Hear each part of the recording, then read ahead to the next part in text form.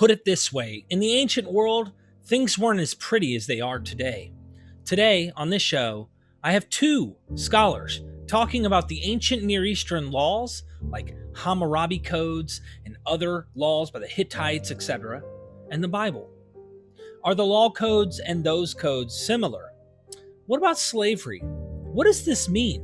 Could a human actually own another human? I'm not talking about the Hittites or the Hammurabi Code. We know that to be the fact. However, what about the Bible? Why is it that Christian apologists avoid this? Just head on. Why don't they just say, hey, this is the reality of the ancient world? Well, today, not only is the gentleman we're going to talk to a scholar, but he's also a Christian. And me and Dr. Bowen have much respect for this guy, for at least being honest and showing what the facts are. So, stay tuned.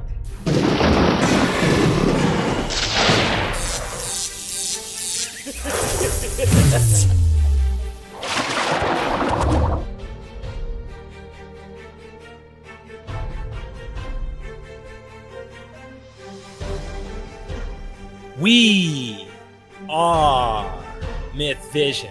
Welcome back to MythVision Podcast. I'm your host, Derek Lambert, and co-hosting with me today, who's also a guest, Dr. Joshua Bowen. For those of you who don't know, Dr. Joshua Bowen is obviously a Hebrew scholar, but also he knows Akkadian, Sumerian. The guy is an Assyriologist. He has a PhD in this from the Johns Hopkins University. I'm not going to read your whole bio because you're practically family here, man. Get the books, learn to read ancient Sumerian, did the Old Testament endorse slavery, and I think we're going to touch about some of the ancient Near Eastern codes, if you will, like what was slavery? What were these things? We're not going to spend too much time on that. We're going to talk about other stuff because we have another guest. But also learning to pray in a dead language. I ask everybody to go check out the YouTube channel. Dr. Josh needs you to hit that bell right there, or you might get cursed. I'm just saying.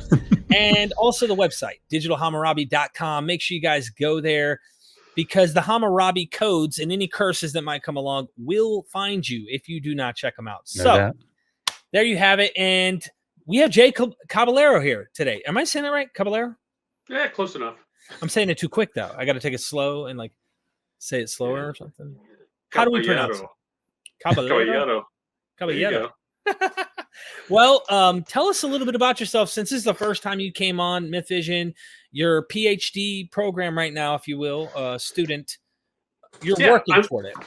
Yeah, I'm writing my dissertation on sex crimes in the ancient Near East. I'm a 6-year PhD student at the University of Texas here in Austin. I'm a second career PhD student. I spent almost 20 years as a criminal defense attorney here in Texas, mostly here in the Austin area and up in Fort Worth. I was a trial attorney, tried everything from DWI to murder. Wow. If you were in North Carolina, you might have been my lawyer a few times there, but this is not a lie. Okay. Anyways, we're going to talk about laws that have been broken or laws that have been established in the ancient world. Not talking about ones that I've broken. We're going to go into the ancient world. And I think it'll be really, really important to lay the groundwork. So Dr. Josh decided I know he didn't want to join me today, but he decided he would.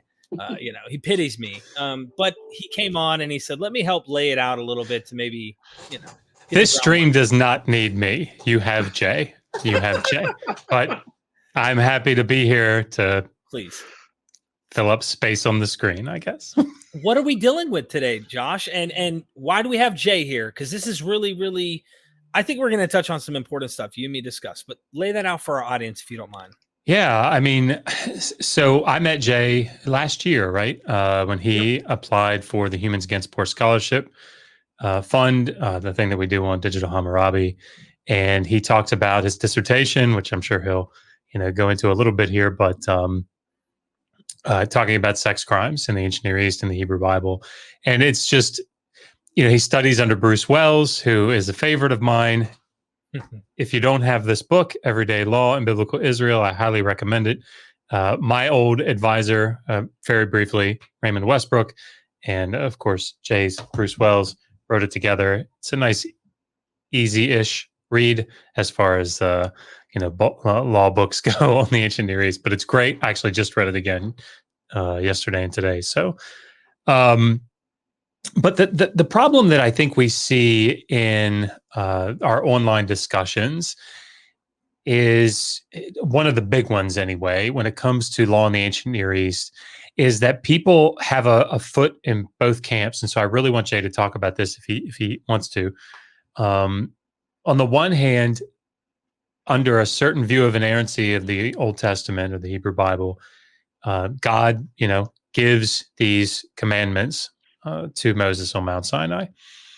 And these are the laws that, you're to set before them. They're supposed to do these things and so on. And that, works well for everyone until you bring up something that's distasteful, right? Laws on slavery, or as I'm sure, Jay has dealt with time and again, like the laws in Deuteronomy 22 or Deuteronomy 21. And it becomes, wait a minute, how could God command these sorts of things? And one of the things that's becoming quite in vogue now is for an apologist to say, well, these laws, scholars know, like Jean Bottero, will write and say, well, these law collections, there's not codes, right? These aren't normative or legislative. And so, you can't really hold God responsible in that sense because God's not giving them. These aren't normative.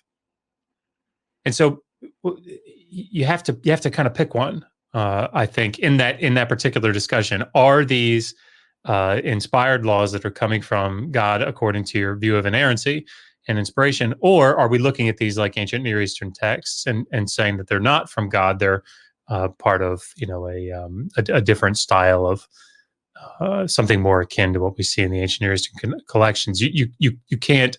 I don't think you can have it both ways. Is my point. So I just thought it would be great to have someone come on to lay out just somebody who has not only biblical expertise and ancient Near Eastern expertise, which I don't have, so that everybody's well aware in ancient Near Eastern law or biblical law, but he also has it in modern law, as we talked about. So he can make the connections, I think, that a lot of people can't. And I would just be really interested to hear, and I'm sure the audience would as well, just a broad introduction. What is ancient Near Eastern law? What are the law collections? What do scholars debate about them? What does everybody agree on? What do they debate about? And then what do we think about these biblical laws? And what are the things, are they wisdom? Are they the same as the legal collections? What are the ramifications for that from a sort of fundamentalist approach to the biblical text and so on? That was my thought. And I thought Jay was a perfect person to bring on for that. So from our conversation, I think he is too. Yeah. So no pressure, Jay. But Hey, all of that in an hour. Got it. Everyone, just pay attention. I'm just kidding. Jay, yeah, go ahead and introduce us to the topic, and then we'll go from there. And I guess we'll freestyle into necessary. I'll have you elaborate or something. Who knows? Yeah. So let's talk about just what's out there as far as law, what we might consider to be law. So the thing that most of us think about when we talk about laws, we talk about the law codes. So these are things like the laws of Eshnunna, the laws of Hammurabi, the Middle Assyrian laws, the Hittite laws, and then, of course, the 3 law codes that are in the Hebrew Bible. These are the documents, using that term to include clay tablets, that cover most of what we have as far as what is purported to be legislation.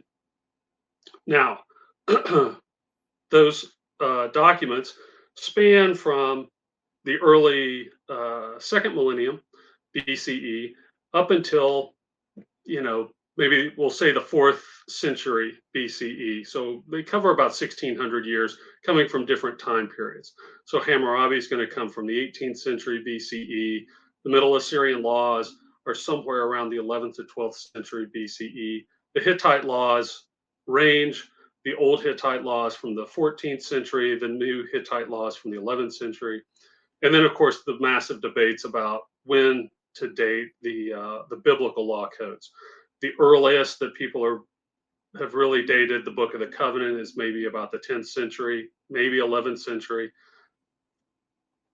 Some people will date that later, down to the 8th century, some even down to the 7th century. Deuteronomy typically gets dated in that 7th century. And then the priestly legislation, the stuff that's found in Numbers and Leviticus, gets batted around quite a bit depending on who you're talking to.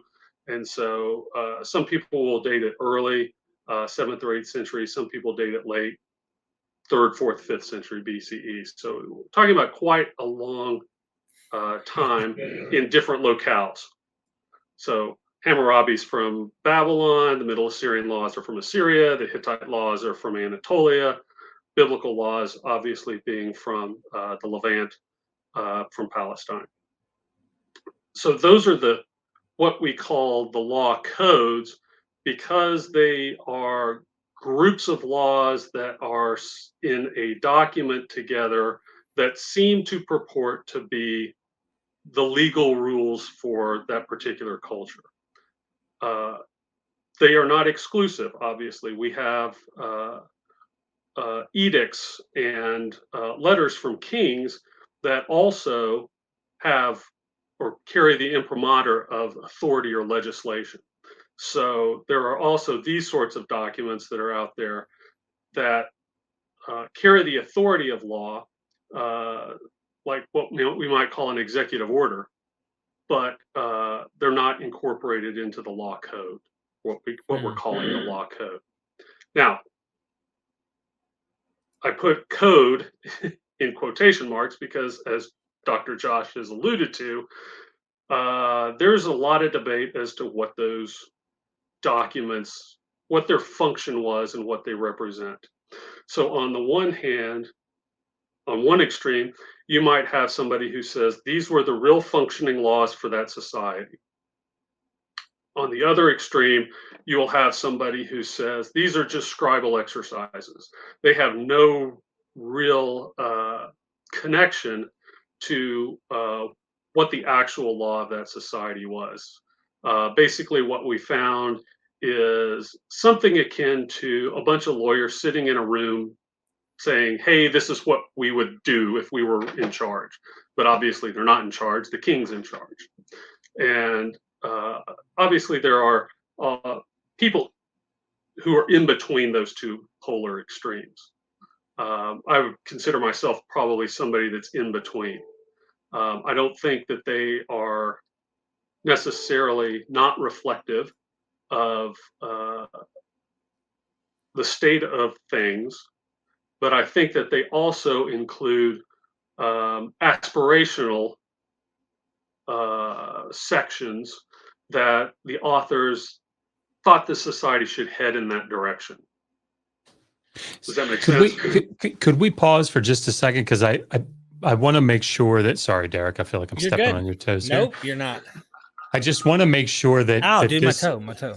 I'm just kidding. Go ahead. I just want to make sure that this is clear for everybody that's watching. So, if you look at, for example, if you pick up, or let's just say you Google Code of Hammurabi and you get an online list of the 282 laws, right? That's what most people think about when they think about the Code of Hammurabi. They, if this happens, then do this, that casuistic style.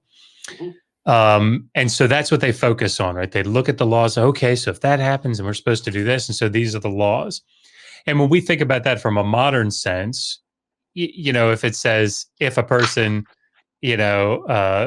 goes over 65 miles an hour in a 65, then they will get a ticket, right? So these are if that happens, then we have to do this. And what I think the picture that comes to mind when people read these laws is that there's a judge or judges, and they're sitting there and they hear, two people come up and, well, I had an ox, and that guy knew that ox gored people, and he didn't do anything about it, and he gored my son to death. And the judge goes, okay, all right, what are we going to do here?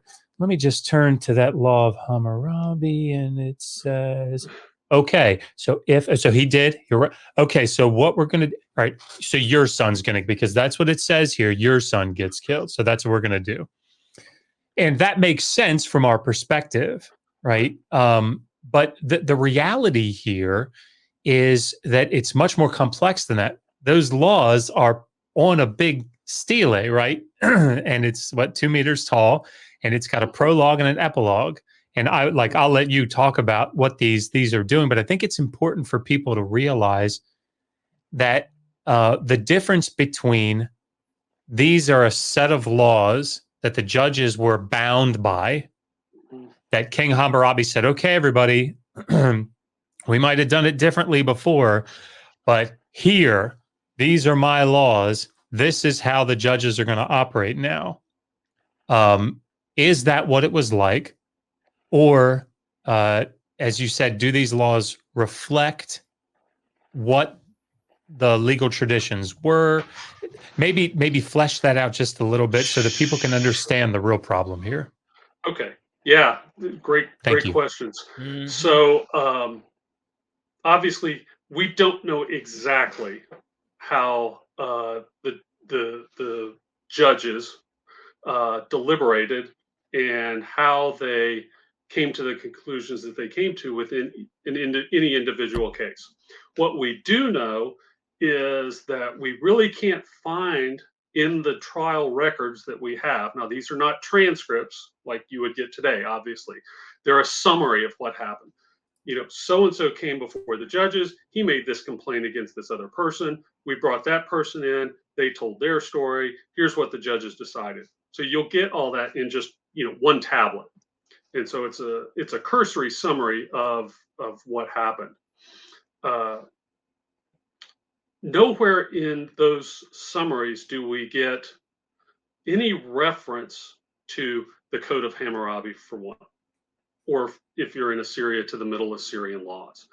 So insofar as they are the standard by the they being the code, as a code being the standard by which judges judge, that is probably not the case. Now, the question then is, how closely does the Code of Hammurabi and what it prescribes reflect the reality of what judges usually did? That's where the real question is now, because we really don't know. And that's, again, back to, some people think, yes, it's very much reflecting that reality. And so to some degree, we would treat the Code of Hammurabi as what we call in legal circles a digest. So a digest is a book that you can go to, look up any topic, and it'll give you just a quick summary of what the current law is in the relevant cases. So you can go and you can look up murder, and that'll be a big section in the Texas Digest, but you can find you know, what are the elements of murder? How did those get satisfied? What are the relevant cases that can give you that information on where the courts currently stand? So it's very possible that the Code of Hammurabi really functions like a digest, to just say, this is kind of the state of the law as is being exercised here. Now, sometimes, very rare instances in modern times, courts will cite to a digest or to some sort of legal textbook. It doesn't happen very often. And so if that's the function of the code, it would make sense for it never to be cited. Because we all know what the law is. This is just telling us in sort of cursory form what the law is. I don't need to refer to that because I know I'm the judge. And so that is one very strong possibility of what the code is doing. Could I draw an analogy? Sorry. Sorry, I got that feedback real quick. So if I could draw an analogy, and just you tell me how close you think it is and what are the problems with it. So if you pick up the Chicago Manual of Style, and it says it's okay to end a sentence in a preposition, right? Or it's not okay to split an infinitive, or it is okay, or whatever. And it's describing any grammar like that, the grammar book that's describing how it is that people speak or how it is that people write. You could go to that grammar, you could go to that, handbook or whatever, manual of style, and you could say, okay, this reflects how people spoke or how people wrote. Now, not necessarily in every case, but the goal was to try to, make it that way. but it's not as though that is some law book in that sense. It's the grammar is the handbook is describing how people speak and write. These are customary rules. It's not prescribing. In other words, if somebody ends a sentence in a preposition, you can't go to that. Oh, wait a minute now, it says here, you can't do that. Right? That's not the function of that grammar. It's to describe how it is that people speak or write. How close or far away from that is this idea of what the laws were doing? Well, you know as well as I do what happens when you deviate from the Chicago manual of style. If somebody comes back and tells you you have to change it, so I'm not sure how close that is, because anybody who's gone through a PhD program in the ancient Near East has been dinged by this doesn't follow the style. You have to conform to the style. But yeah, it's a summary of what usually happens. That would yeah. So, but the analogy to grammar is well formed because grammar changes, right? Mhm. So, for me, I'm 50 years old. You don't do Jesus's with an apostrophe S. And that just grates on my nerves to absolutely no end. But in the SBL manual of style now, that's the standard. So laws do change as well. And so what was the standard certainly can be amended or evolve or something like that. And so, yeah, the Chicago Manual of Style, 7th edition it's no longer valid. And if To make somebody this a and looks at it, they'll see all these rules, but the rules they're not applicable now. And so that's one of the things that we need to keep in mind when we're looking at these ancient Near Eastern laws is even if we take those to be the laws at the time that the obelisk was inscribed, means nothing for 5 years later. if I may, how much overlap or comparison to the ancient Near Eastern law codes or laws, if you will, like Hammurabi and others, to the biblical do we have in comparison? Like, how would you say that the biblical laws are just another form of ancient Near Eastern law codes? It sounds to me that it isn't standard. The way that you've kind of presented this, the best way I could describe that is it's not like every single one of these laws, the way that Orthodox Jews, for example, present. There's 613 laws and we must all abide. That's like a later idea surrounding a text. Once it's been, I guess you'd say, magnified on a level, becomes canonical, it almost becomes something that initially it may not have been. Am I on the right track there in that thinking? Uh, it depends. Right. Well, the problem is it depends on what the story was, and we don't know the story necessarily. Okay, so what do I mean by that? If you look at the 3 biblical law codes, the Book of the Covenant, the priestly legislation, and then Deuteronomy, there are portions within those that seem to contradict each other and seem to say, do one thing here, don't do another thing here. Okay. Or don't do that same thing here. Right. So I'll give you an example. One example is in Deuteronomy, there's what's called the law of levirate marriage. Now, the law of levirate marriage is designed to propagate a man's line. So if there are 2 brothers who live together in an undivided estate, so dad is dead or dad may still be alive, the brothers are living together. One brother's wife one brother dies without having children. His surviving brother is to take the dead brother's wife and propagate children in his name, okay, to keep that line going. if you go over to Leviticus, without any exception being given, it says, if you have sexual intercourse with your sister-in-law, that's incest.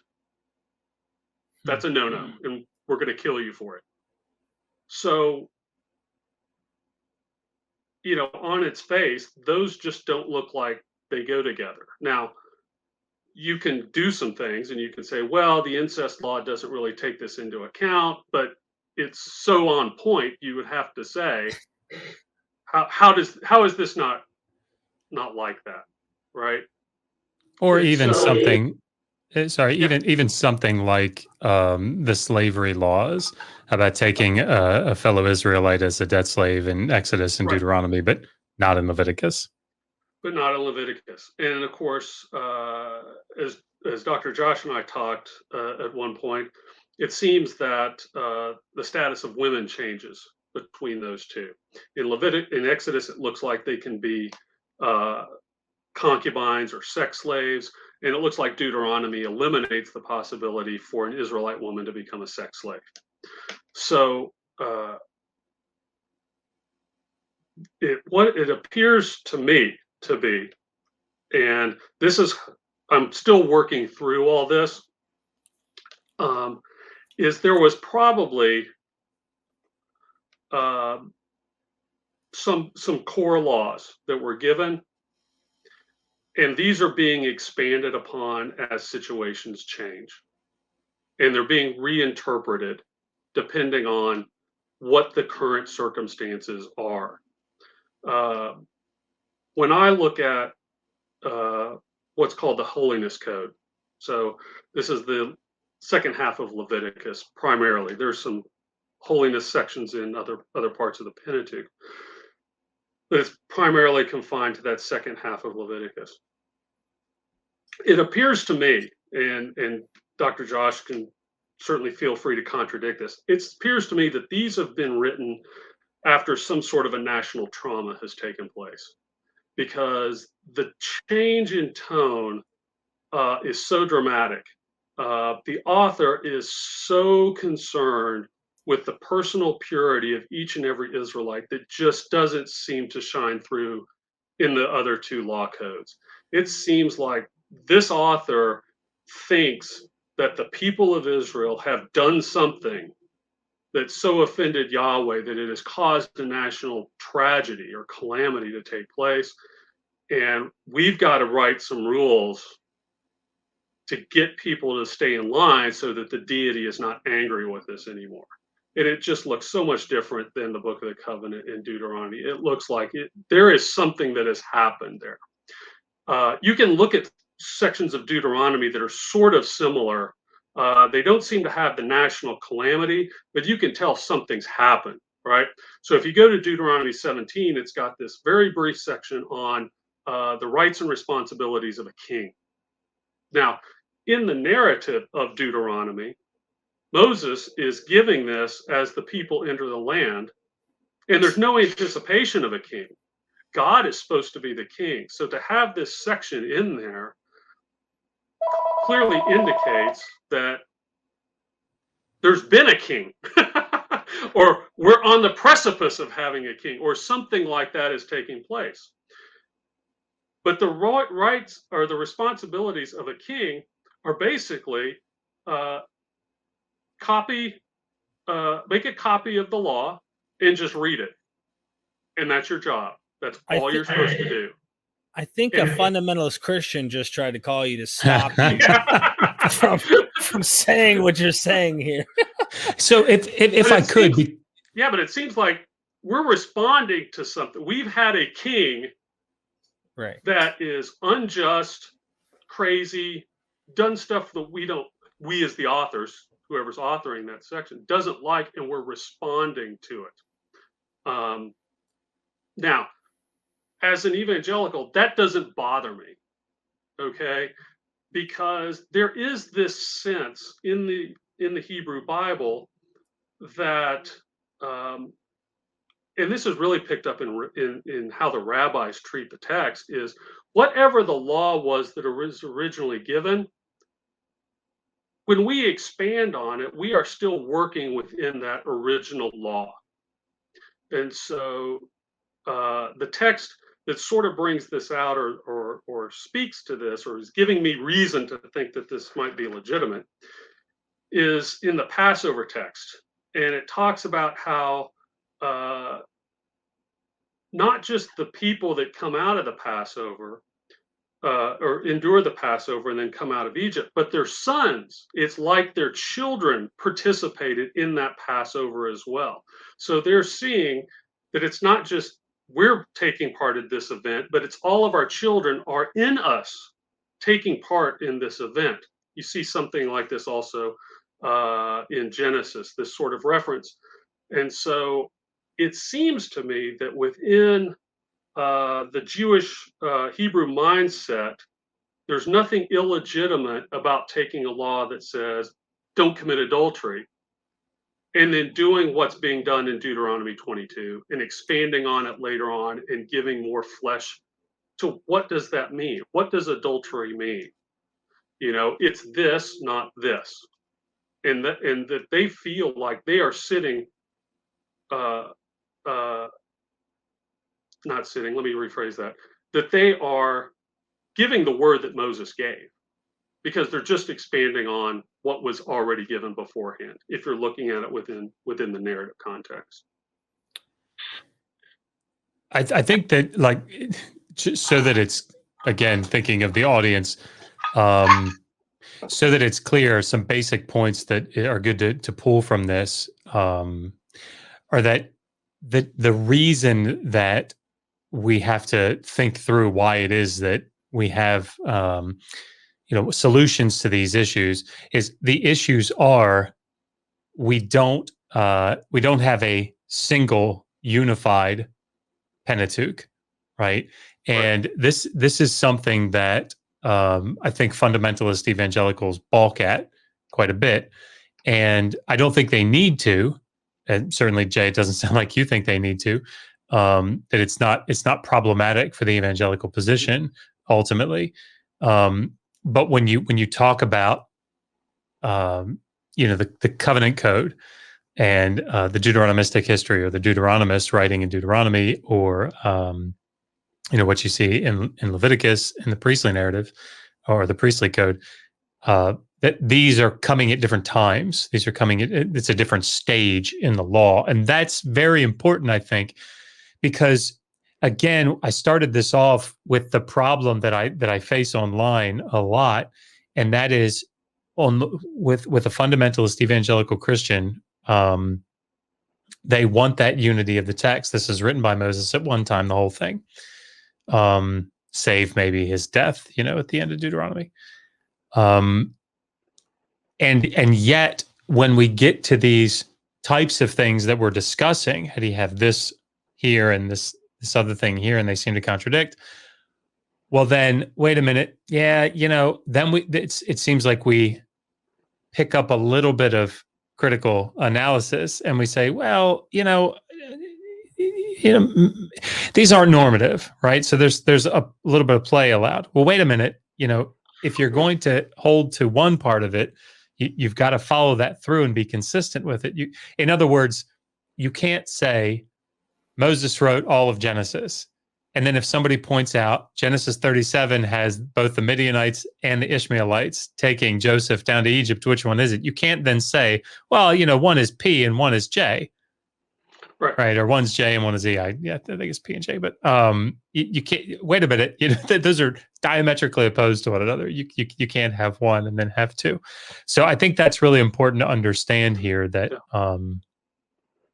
these multiple sources, however we want to think about them, be they layers or whatever, it's important to recognize with the legal sections as well.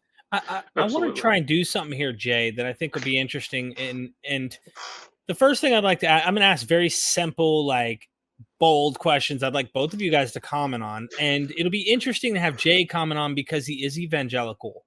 And what I appreciate about that is you're trying to honestly assess what the reality was in antiquity. And The sad part, and Josh will tell you this is the sad part that we run into every day. If everyone who was on the evangelical side, and they said, look, we believe, in fact, we believe in the Bible in many respects. If they accept the realities and didn't try to lie or hide behind, slavery wasn't really slavery, or, sex slaves, undermine. So my question is, leading up. Wow, that wasn't leading at all. Oh, yeah, I know, right? Give the right answer, Jay. Give the right answer. No pressure. So slavery? Was sex slaves as women a real thing? Did a man who raped a woman actually have the rights to marry this woman? These are bold, immoral things in our current context that we don't even permit. In antiquity, that was well known. It was common.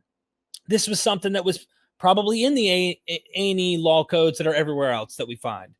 Can you answer those things boldly and just let everybody know once and for all? Where I am on those things? Yeah, okay. If you don't mind. So again, I wasn't there. So understand that. I'm taking the documents as I find them and applying whatever methodology I seem to be applying to them. Was slavery real? Yes, absolutely.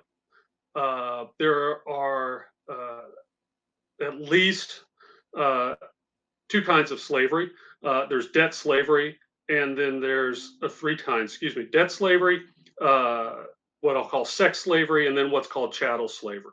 Okay.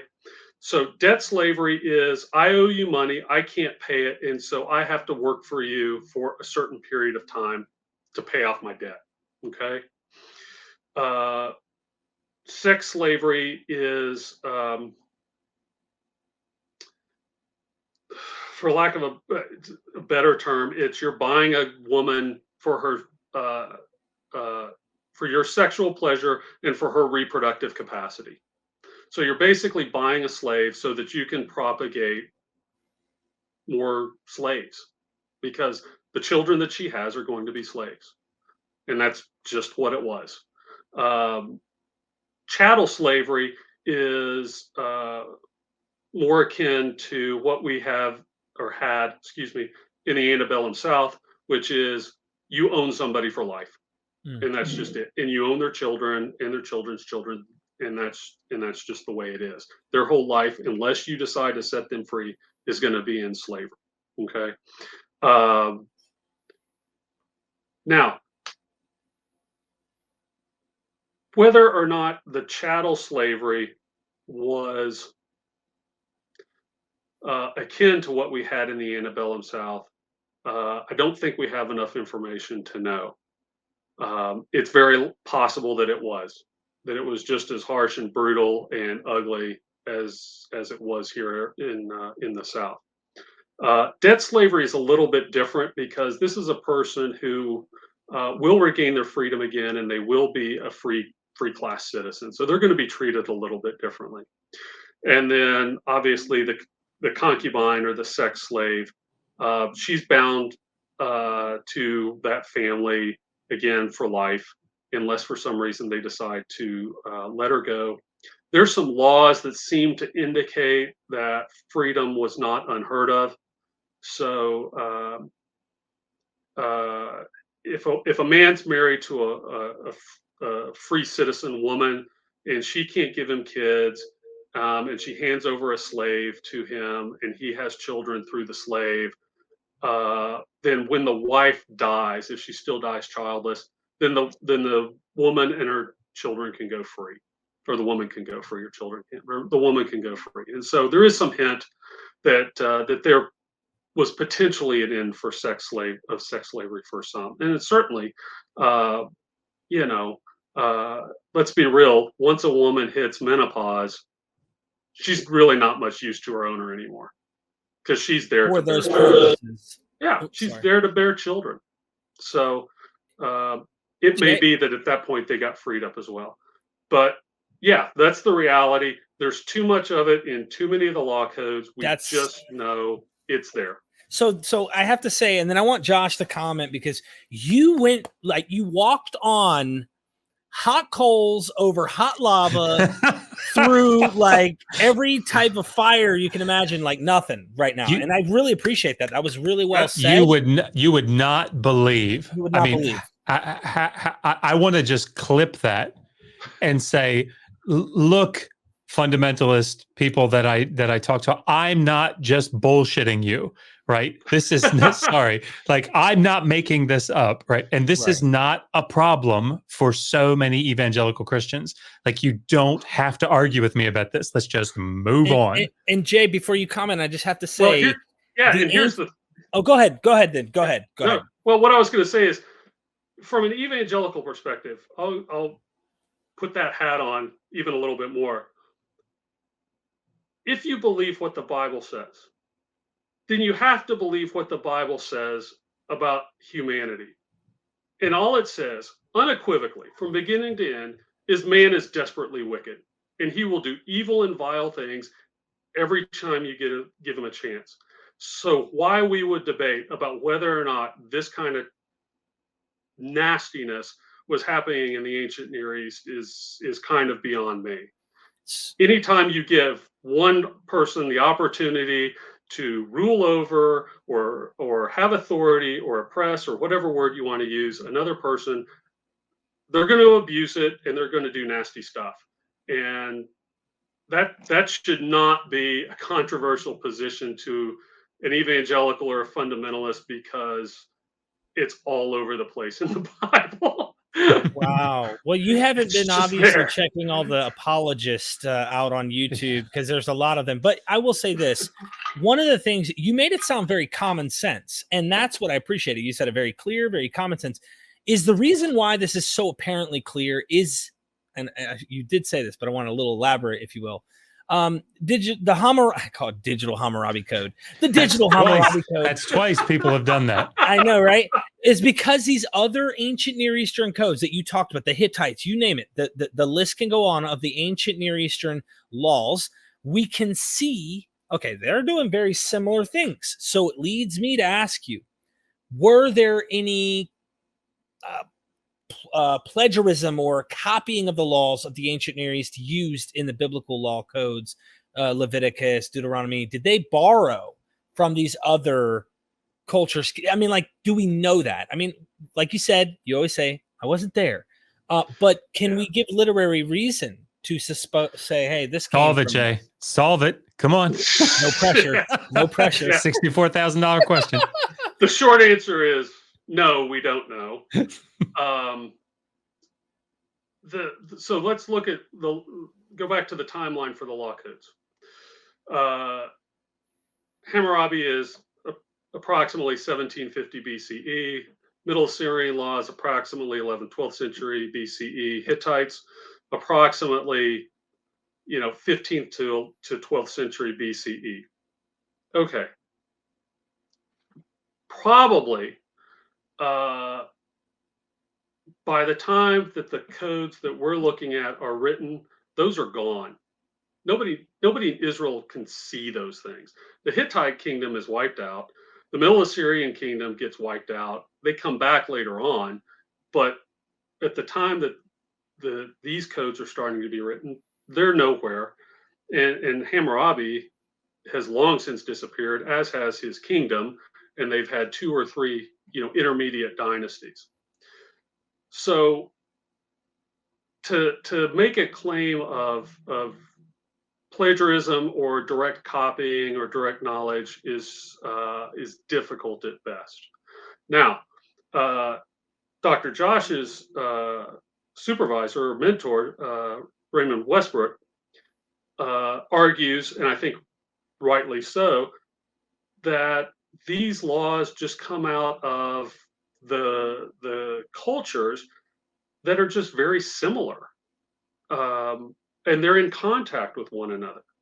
And so it would not be lunatic for them to just pick up this stuff naturally, just by being in contact with other cultures. They're going to pick some of this stuff up without ever having read Hammurabi's code or the Hittite laws or the Middle Assyrian laws. It's just, as they say, in the air, right?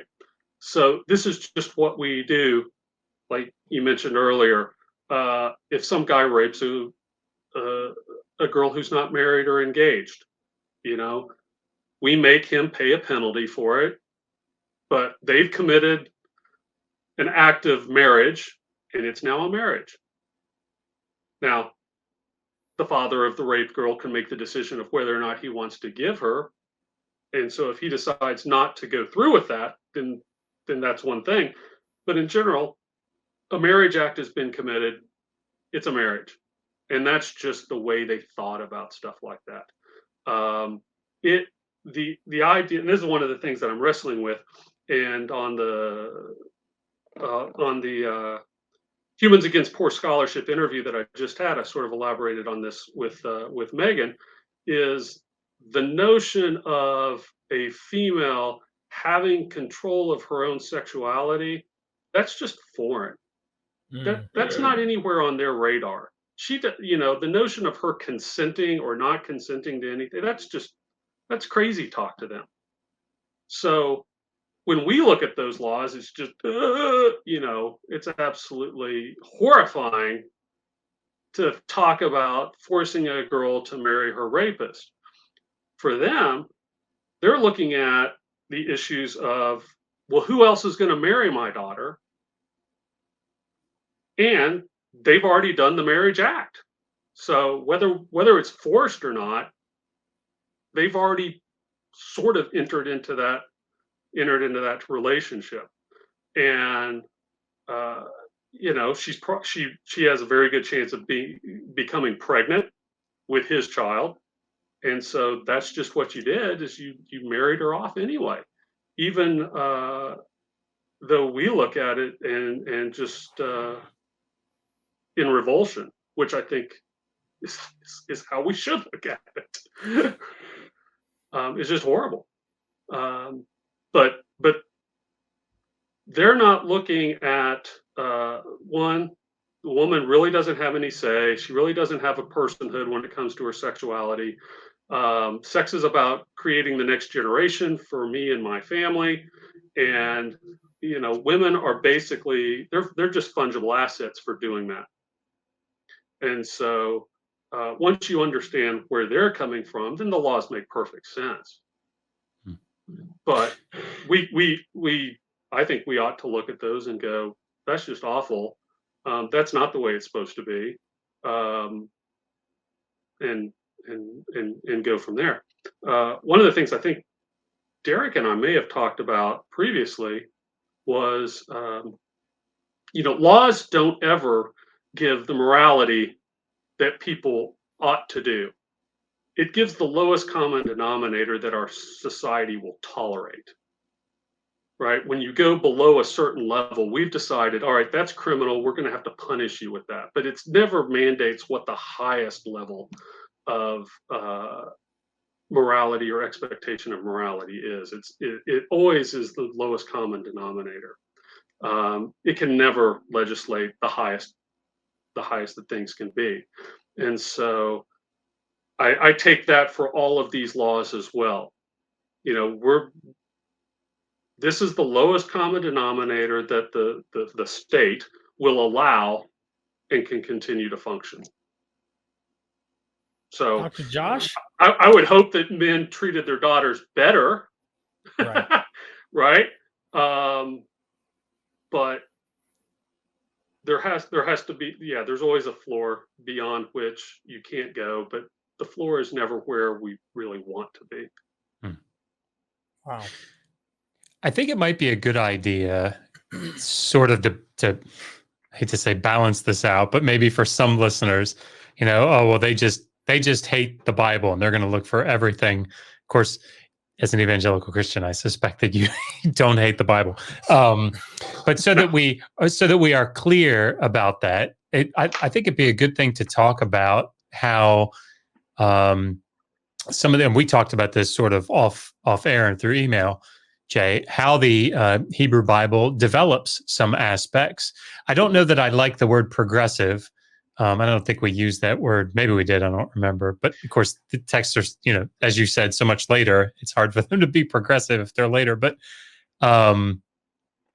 But let's talk about, if we can, some of the ways that we would look at the laws in the Hebrew Bible and go, okay, that's better than what we see in the other ancient Near Eastern laws. So maybe you could talk about that a little bit. Sure. So I'll let me hold that, because there's something you said at the beginning that triggered something in my mind. Again, something that I discussed with Derek. All you have to do is look at the how the Gospels describe Jesus talking about the law and morality, to understand that this is not just Jay's idea, right? So if you go to the Sermon on the Mount, Jesus is very clear, right? The law says don't commit adultery. That's not even close to being the morality that you should be. The morality that you should be at is you don't look at a woman lustfully, which is basically don't look at her as a sex object, right? And what's interesting about that is he doesn't limit it to but it's okay to look at your wives that way. It's like, don't look at women, period, like that, like they're a sex object. That's a no-no. Okay. So if you do that, you're not being moral. You are not actually following what is intended by the law. So he takes the law and says, again, confirms in my mind, that's just a baseline for society to function. Here, way up here, is what it means to actually be a good person and what it means to be a moral person. And so that's where I go if somebody has a problem, is like, well, did you have a problem with what Jesus said as well? That's what I would say to another evangelical, because Jesus is telling you that the law does not make you a good person. If you just follow that, that's not anywhere close good enough to what God wants. That's minimum just getting by. Way up here is where it needs to be. Now, within the law, yes, and so the work that I've done that most seems to reflect this is this stuff that we've had with that we talked about earlier with slaves. So in the Book of the Covenant, there are only two kinds of slaves that are discussed. One is a male debt slave, and the other is a female sex slave. Now, that is not exclusive. It doesn't mean that those were the only things that were out there. Those just happen to be the two that are mentioned. However, in Deuteronomy 15, the author of Deuteronomy picks up on that particular passage and really revises it in a way that seems to eliminate sex slavery for Hebrew women. And he does it in this way. The Exodus passage says, for a man, you'll do this and this and this and this and this. And then for a sex slave, you do this and this and this. In Deuteronomy, it comes along and it says, for a man, you'll do this and this and this and this, which is actually itself an improvement on the Book of the Covenant. So in the Book of the Covenant, when a debt slave is done with his duty, you just kick him out. Kick him to the curb. He's done. That's it. In Deuteronomy, it says you don't just kick him to the curb. You give him lots of gifts and you give him stuff so that he can basically start his life up again and hopefully doesn't end up in debt slavery once again. And then it has this one little line that I love. It says, and for the Hebrew woman, do the same. And so what he's done there, by paralleling, I think, the Exodus passage, he is saying, all that stuff that you read in Exodus, no longer valid. We're not doing that anymore. For women, they are just debt slaves. They are no longer sex slaves, and you need to treat them just like you would treat a man.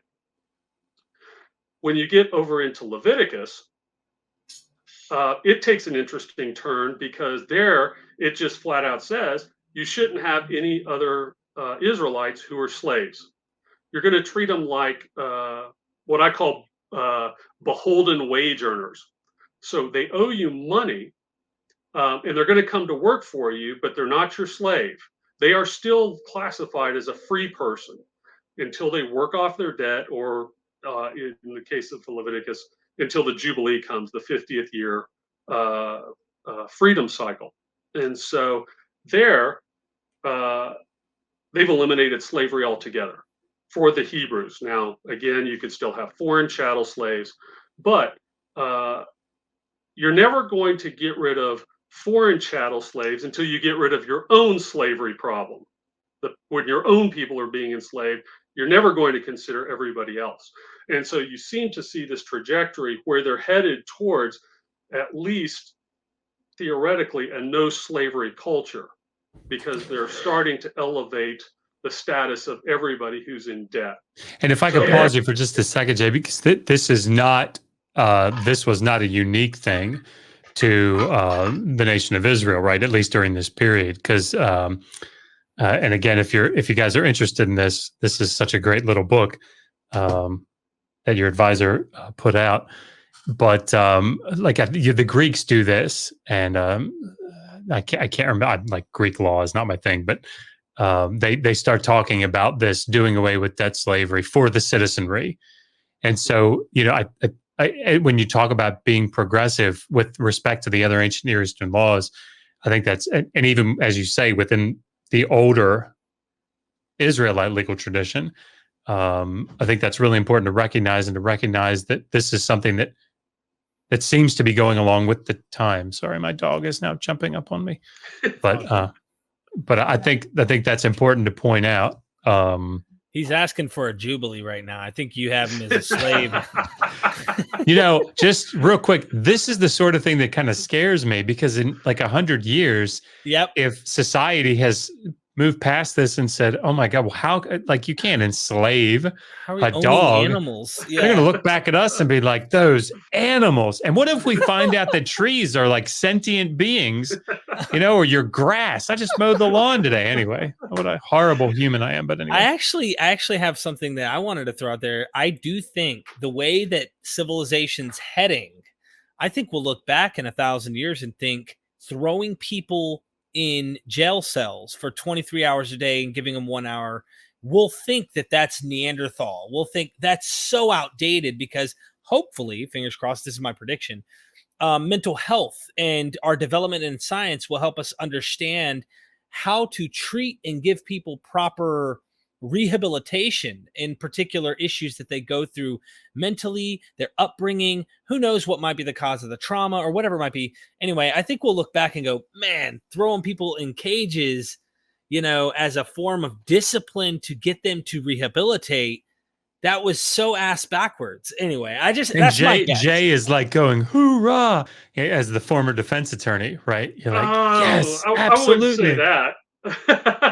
I don't think. I think the problem there is theories on punishment, because we have conflicting theories within our country, right? So on one hand, this theory about rehabilitation, and then there's just flat out punitiveness on the other hand, and so that's part of our debate right now. Your area, yeah. I'm just saying, I wonder if our methods are outdated, just like we're talking about the Bible. Like, well, it depends on what you want to do. Do you just want to punish people for bad behavior, or are you trying to correct the behavior for the future? That's the question. If your idea is just to punish people, then putting them in cages for 23 hours a day pretty well solves that problem. If it's rehabilitation, that's probably not the best method for that. Right. Thank you. So, okay, let's wrap things up here, because honestly, we must do this again. This has been brilliant. Yeah, you're something else, Jay. I'm not kidding you, man. No, I'm serious. Like, for a person who openly, and we respect your faith, we respect what you believe. I know when I was a Christian exactly how I felt, but I was so extreme. I didn't have, obviously I wasn't flexible on my understanding of things. And so I respect you for being as honest in your approach on how it is and what it was like. Because for anyone who wants to talk about the Bible and they want to try and defend, oh no, there wasn't talking about slavery, and you go to the other ancient Near Eastern law codes and the other situations, you're going to find it. But all of a sudden they run to the Bible and they're shy of it, and they want to make it mean something completely different than the reality that we discussed today. So I cannot say anything but thank you. And Dr. Josh, do you have anything else you'd like to say in specific? Let's do this again. Yeah, no, I'm just super excited, Jay. It's been great. It went exactly as I expected that it would, and you're wonderful, wonderful. So thank you. Thanks. Jay, I want to hope it give was you the informative. Yeah, I want to give you the opportunity actually to, what would you're speaking to someone out there who's a Christian, okay? Don't worry about the skeptics. Those guys, they could stay behind me and Josh, okay? They're The all Christian- hopeless. Yeah, they're all hopeless. Are hopeless. You're all going to hell. So Those Right? atheists, they Atheists, can't ground their ultimate grounding of foundation for Oh, gosh. epistemic. Sorry. Get out of here with that, Darth Dawkins. Anyway, yeah, it's an inside joke. So Jay, you're talking to a Christian who is afraid. They've been watching the Christians on YouTube for a long time. They see these Christians who are standing up, and honestly, they're only becoming more of an embarrassment because they're setting up a straw man, or they're creating a false dichotomy. They're doing all sorts of stuff to try and make it what it's not, and they're not hitting it head on. What would be your advice to someone?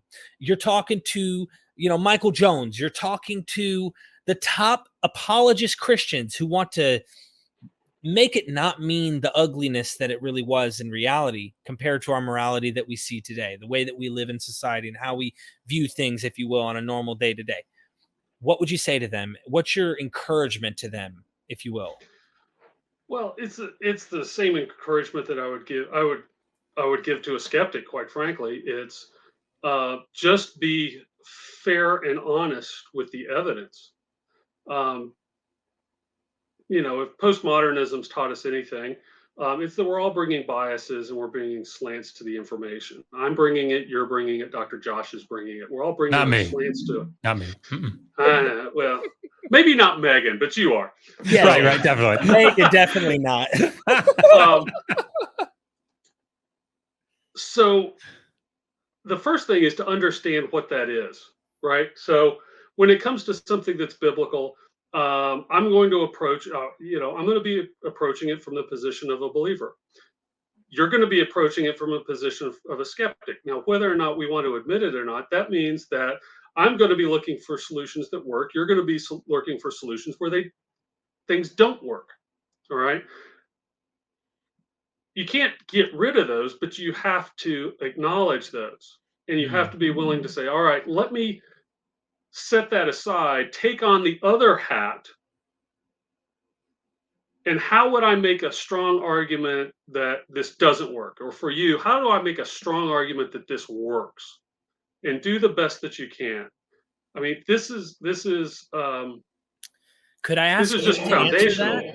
I was going to ask you if you could answer that when you get done. I'd like to have your thoughts on the best argument on the skeptic side that you can. Even if you want to do it all fair. I'm just kidding.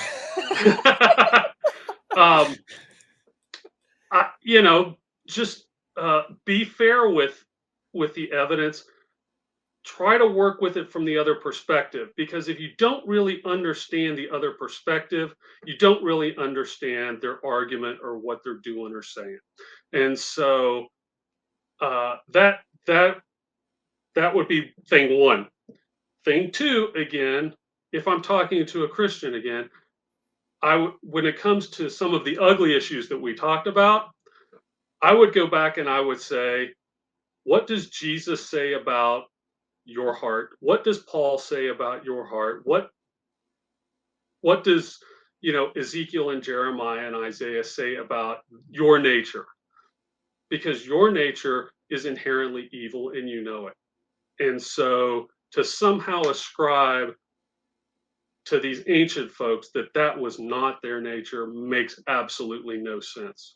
And I think you need to reevaluate that, because if you're not understanding that, then you're not understanding the grace that you claim to believe in for somebody forgiving you for your sins. Does that make sense?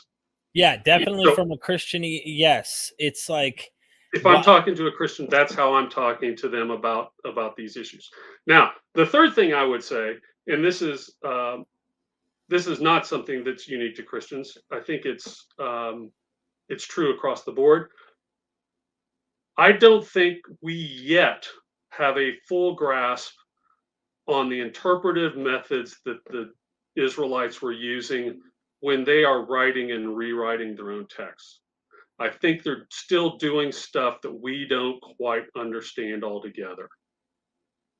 And so there needs to be some latitude given to, instead of the dogmatic, necessarily dogmatic, this is what they're saying and this is what they mean and I know it. There needs to be a little bit of humility to say, yeah, I'm not quite sure what they're doing here with that. For a Christian, I'll go back to this. The place that I go to is Matthew. Matthew says, he quotes Hosea 11:1 and talks about my son being called out of Egypt, and he's referring to Jesus. Hosea 11:1 is not referring to Jesus at all. Hosea 11:1 is talking about the original Exodus event narrative, however you want to cash that out. So Matthew's doing something that he thinks is legitimate to interpret that text. Nobody's figured it out yet. And so I take that, move that back a few centuries and say, you may not be understanding exactly what those earlier Israelites were doing with their texts either. They may be doing something that we just haven't quite figured out. And maybe you need to show a little humility and say, this is what I think, but I can't be sure.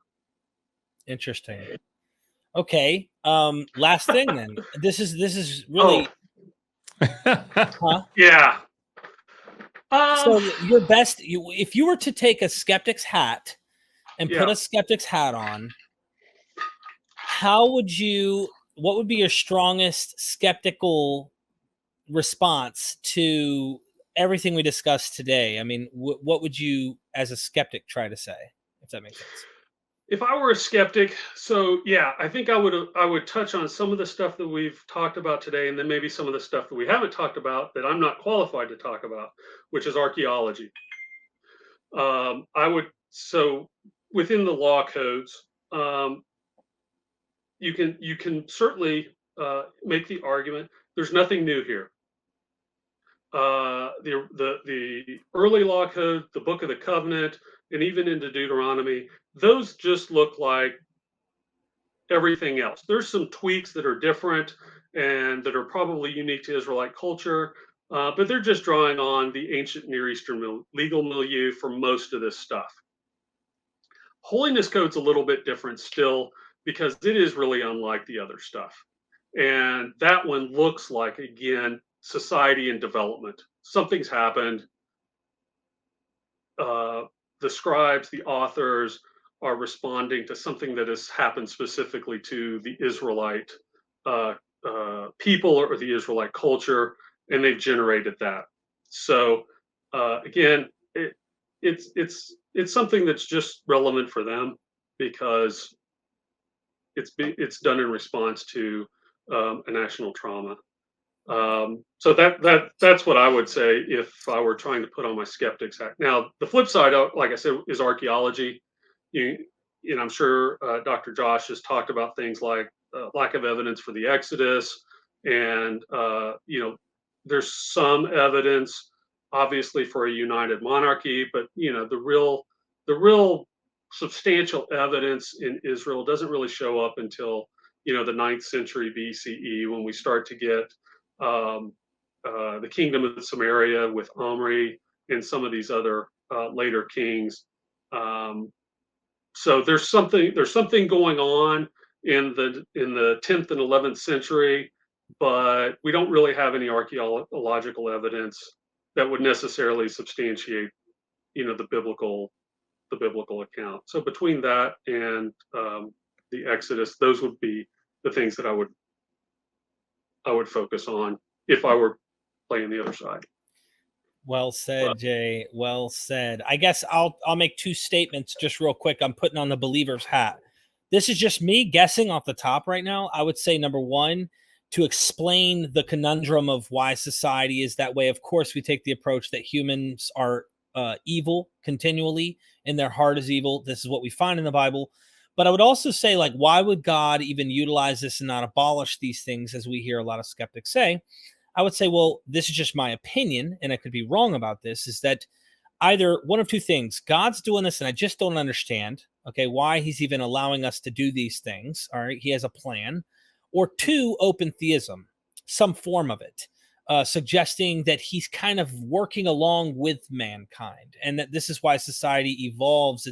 Its morality continues to progress, if you will, if I can use the term. It's because God is continuously moving with man. But that would go against a lot of the texts that I've read that just don't quite, it Correct. just depends what you're reading and where you're reading at. So I guess that would be like kind of my, if I was really trying to swallow the pill, because I was a hardcore Calvinist, and I was like ridiculously hardcore Calvinist who just accepted God predestined people for hell, and predestined, like that level of Calvinism, because there's various forms.